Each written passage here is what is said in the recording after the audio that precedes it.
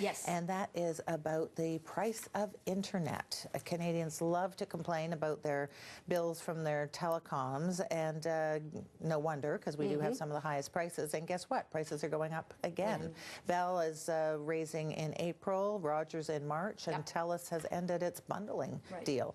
Right, and a substantive increase if we look at the average price paid. These are, whether it's Bell or Rogers, a 5 to 8% increase on a bill if your bill is only $100 a month. So I actually looked, again, I like to look at the bigger picture and say, how do we come to this? Why do we pay so much money?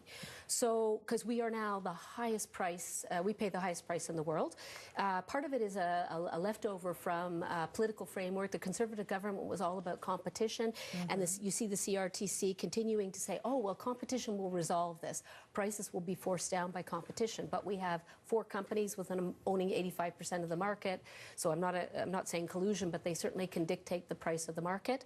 And we also see a Canadian philosophy which says the underserved areas deserve the same level of broadband as others.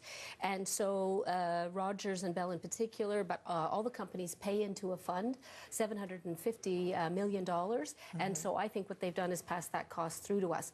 So I'm torn on this. As an individual payer, I'm furious. This is that's a big increase when our salaries and other costs are going up. On the other hand, I would want northern communities and rural communities to share in the broadband coverage that I have in downtown Toronto. But the reason these companies are giving is not necessarily about the remote access. It's about, we just need to invest in our infrastructure, because guess what? Everybody's using this infrastructure so much more that usage just is climbing, and, well, they're saying we need to invest to keep the service at a good level. That's certainly their story, and they're sticking to it. What they're investing in, though, they're not in.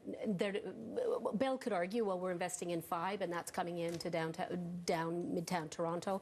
But a big part of the investment is for northern communities and rural areas. And again, they're paying into the fund, which then the CRTC redistributes. Okay. So I'm struggling with this one. All right. We got to do something about competition in this country around telecommunications. Thanks so much.